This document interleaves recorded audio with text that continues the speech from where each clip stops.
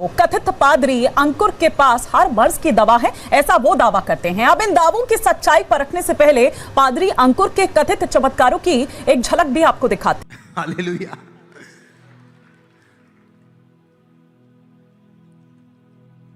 अब पता नहीं लोग कहां हैं जो मीडिया में चिल्लाते रहते हैं। देखो ना ये टेस्टिमनी, जाओ ना चेक करो।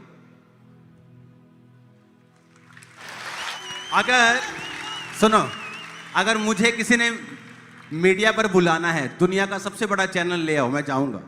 एक कंडीशन होगी, सुनो मेरी बात। प्रॉब्लम क्या है, ये लोग अपना एजेंडा साबित करते बोलने का मौका नहीं देते, क्योंकि स्विचिंग इनके हाथ में होती है। तो मैं चैलेंज करता हूं आज, स्विचिंग मेरी टीम के हाथ में होगी, तुम्हारी टीम भी बैठेगी, मेरी टीम भी बैठेगी। सुनो मेरी बात, हम आधे घंटे का लाइव नहीं करेंगे, हम 7 दिन 24 घंटे लाइव करेंगे। ओके, तुम्हारे सवाल होंगे, मेरे जवाब होंगे। ऐसे नहीं आधा घंटा क्या कर दिया पता ही। सुनो, मैं ऐसी बहस में शामिल नहीं हो सकता। मुझे अगर जवाब देना है, उस बात का जवाब में 25 मिनट लगेंगे, मैं बोलूंगा। तुम्हें सवाल करना है, तुम 20 मिनट लगा के सवाल करो, मैं सुनूंगा। हमारा लाइव मेरे चैनल पे भी चलेगा, तुम्हारे चैनल पे भी चलेगा। किसी को अधिकार नहीं होगा कि चैनल कट कर दे कि बस जी अब प्रोग्राम हो गया, अब हम ऐड देखेंगे जी चॉकलेट की। नो, कोई चॉकलेट ऐड नहीं आएगी। सुनो, नहीं, बात यह है, अगर सच्चाई जाहिर होनी है, अगर आपको लगता है कि चर्च पाखंड है, तो उसे फिर पूरी तरह एक्सपोज करो। मैं पूरा जवाब दूंगा, तुम पूरा एक्सपोज करो। लेकिन वो बहस ऐसा है कि आज 9 से 5 चली, मैं 2 घंटे के लिए आया हूं, मैंने अपने साथी को भेजा। दूसरे दिन, तीसरे दिन, चौथे दिन आप अपने चैनल पे लाइव चलाओगे, काटोगे नहीं। फिर मैं अपने चैनल पे लाइव चलाऊंगा, काटूंगा नहीं 1 मिनट भी।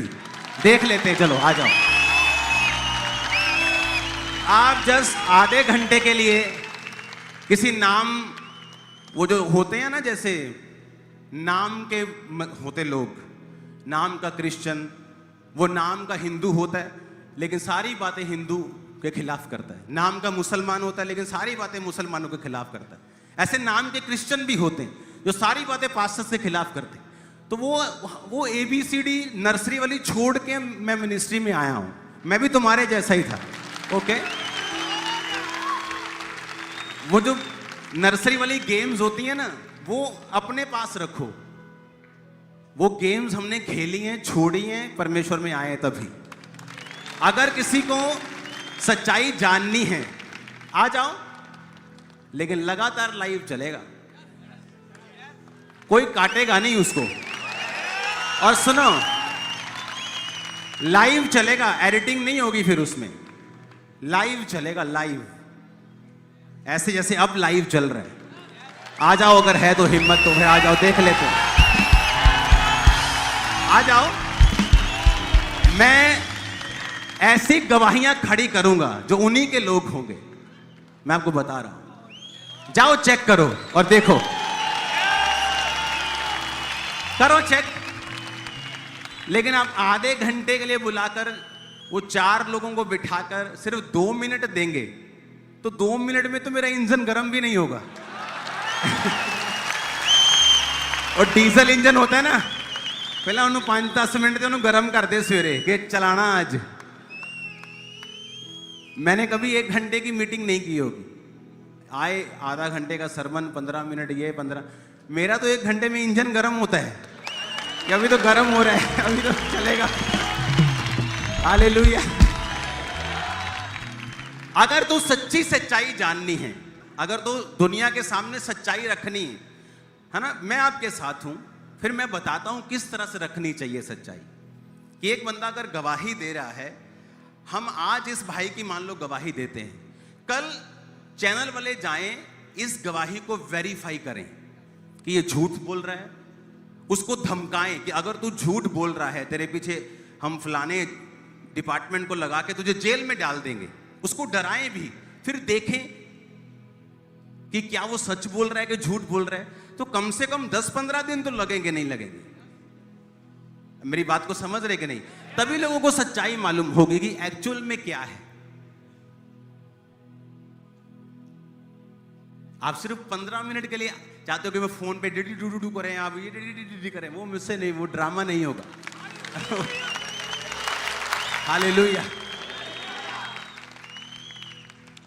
और आए फिर रोज लाइव चलेगा अंकुर नूरुल्लाह मिनिस्ट्री चैनल, तुम्हारा जो भी चैनल है, लाइव चलेगा 7 दिन कॉन्टिन्यूस। मेरी टीम बैठेगी, तुम्हारी टीम भी बैठेगी। कोई किसी को अधिकार नहीं होगा कट कर दे, एडिट कर दे, चुप कर जाए, कोई ऐड आ जाए, कुछ नहीं होगा।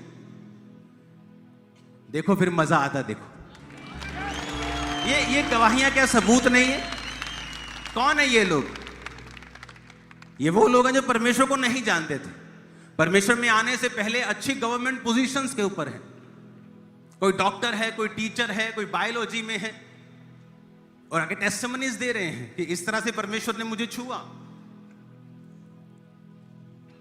हालेलुया। ये आपके सामने ही है। करो एक्सपोज, बताओ तो ये अगर झूठे हैं तो जाओ इनको धमकी देके देखो, इनके बारे में पता करो, इनके बैंक खाते चेक करो, कहीं बैंक में ट्रांजैक्शंस तो नहीं हुई, कहीं उनको वैसे पैसे तो नहीं दिए। वो जय मसीह की। God bless you all of you. कैसे हैं आप सब?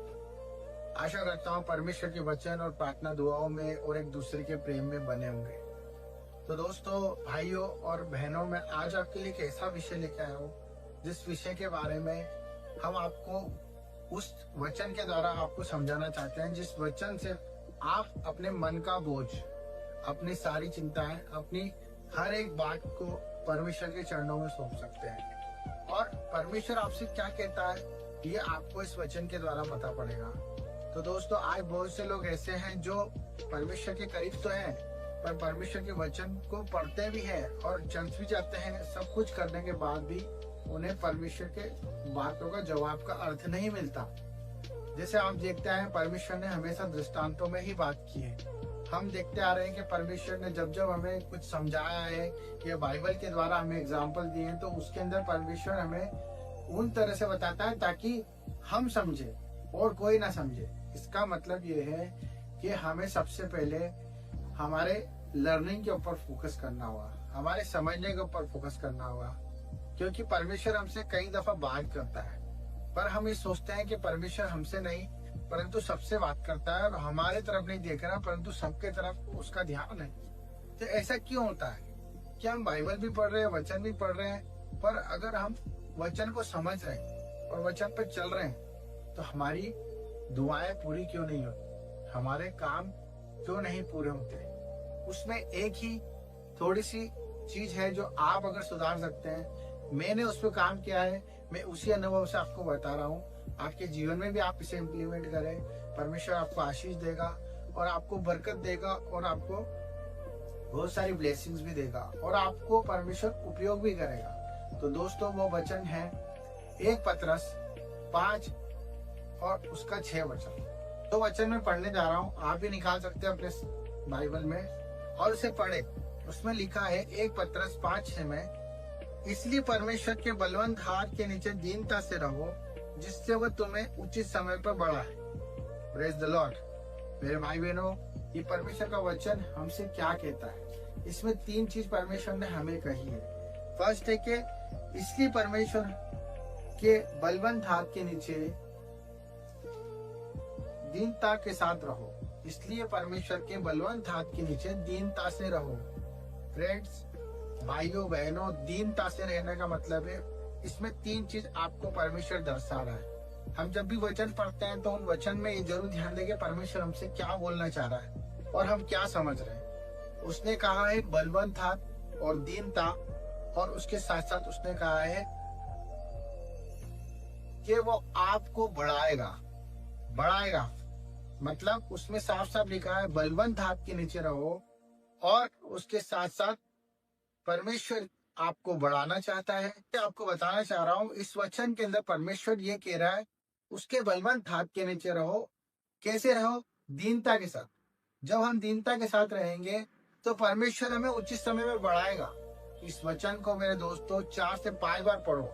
आपको समझ में आएगा कि परमेश्वर क्या चाहता है। हमें दीन बन के जीवन जीना है, दीनता के साथ हमें परमेश्वर के साथ चलना है। जिस तरह परमेश्वर का वचन कहता है कि अपने क्रूस उठाओ और फल की इच्छा मत रखो और बढ़ते जाओ, परमेश्वर की ओर देखते जाओ, क्योंकि जीवन में आपको कठिनाइयां आएगी, तकलीफ आएगी, पर परमेश्वर का वचन क्यों पूरा होता है जब हमारे जीवन में, जब हम दीनता से चलते हैं। अगर हम दीनता से नहीं चलेंगे मेरे दोस्तों, अगर हमें कोई अहम होगा, कोई मैं होगा, कोई अकड़ होगी, कोई क्रोध होगा, या हम ये सोचेंगे कि ये बड़ा है, ये छोटा है, इसमें प्रेम नहीं है, इसमें प्रेम है, या हर बात का हम व्याख्या करते रहेंगे, हम घमंड से भरे रहेंगे, तो हम कभी भी परमेश्वर के वचन को पूरा होते नहीं देखेंगे। हमें यीशु मसीह के समान, जिसे परमेश्वर का वचन उसके पास आया और वो खुद ही वचन था, उस वचन पर उसने दीनता के साथ कोड़े खाए, दीनता के साथ मार खाई, दीनता के साथ उसने अपनी जिंदगी को दे दिया गया। वो दीनता हमें भी परमेश्वर को देना है। तो परमेश्वर कहता है कि उसके बलवंत हाथ के नीचे हम रहेंगे। हाँ, जब हम दीनता को अपनाएंगे तो परमेश्वर के बलवंत हाथ हम पर बना रहेगा। और बलवंत हाथ, हाथ नहीं, बलवंत हाथ, वो बलवंत हाथ जिसमें आशीषें हैं, जिसमें चंगाइयां हैं, जिसमें छुटकारा है, जिसमें आपके लिए वो हर एक रहस्य, हर एक वो आशीषें रखिए जो आप आज मांग रहे हैं। दीनता और बलवंत हाथ।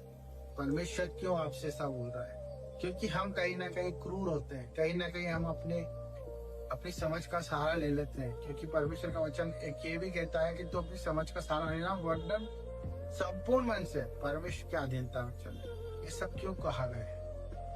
परमेश्वर ने हमें उचित समय पे बढ़ाने के लिए कहा है इस वचन में। अब उचित समय आपको नहीं पता है, परंतु परमेश्वर को पता है। उसी प्रकार जब कुम्हार इस मिट्टी को बनाता है दोस्तों, तो मिट्टी को बहुत सानता है, बहुत रोंदता है, और फिर उसको चक्के पे डाल के बहुत घुमाता है, और फिर आकार भी देता है, फिर जाके एक मटका बनता है। उसी प्रकार जब तक हम उस कुम्हार को, उस परमेश्वर के पुत्र को, उस परमेश्वर को, पवित्र आत्मा को अपना जीवन नहीं सौंपेंगे, तो हम इस वचन को अपने जीवन में पूरा होते नहीं देखेंगे। हम चंगाई नहीं होते देखेंगे, हम छुटकारा होता नहीं देखेंगे, हम ब्लेस होते नहीं देखेंगे अपने आप को, हम परमेश्वर के करीब नहीं देखेंगे अपने आप को, उसके प्रेम को नहीं जान पाएंगे। तो परमेश्वर हमसे सिर्फ यही चाहता है मेरे दोस्तों, मेरे भाइयों, मेरे बहनों, कि हम समर्पण कर दें। यस, हम अपनी तकलीफों को समर्पण कर दें, अपनी बुराइयों को, अपनी हर एक सोच को, हर एक प्रकार की चिंताओं को जो आज आपके जीवन में बढ़ रही है, जिसका सॉल्यूशन नहीं दिखता है, जिसके लिए आप दिन रात प्रयास कर रहे, कोशिशें कर रहे, करना बंद कर दीजिए। क्योंकि परमेश्वर का वचन कहता है कि दीन बनो, दीनता से चलो, नम्र बनो। जब आप नम्र बनोगे, उसके आज्ञाकारिता में चलोगे, तो वो उसकी तरह से हमें बनाएगा। क्योंकि जन्म देने वाला वो है, और उसी ने हमें रचा, उसी ने हमें गढ़ा, और उसी ने हमें मुर्दों में से जीवित किया। तो हम अपने आप में कैसे अधिकार रख सकते हैं? हम कुछ भी नहीं है। अपनी सारी चिंता, अपनी सारी टेंशन्स, माँ बाप की, परिवार की, कर्जों की, बीवियों की, बच्चों की, पढ़ाई की, एनीवे टेंशन्स, सब परमेश्वर के अधीनता के साथ दीनता में आ जाओ। जब हम दीनता में आ जाएंगे तो परमेश्वर के इस वचन को पूरा होते देखेंगे। अगर आपको मैसेज अच्छा लगा मेरे दोस्तों, भाइयों, अपना समर्पण परमेश्वर को दे, और मुझे भी आशीष दे कि मैं जो काम कर रहा हूँ उसमें बढ़ूं, और आप सबके सामने अच्छे अच्छे वचन, परमेश्वर की बातें रख पाऊं। तो thank you for watching my channel. सबको जय मसीह।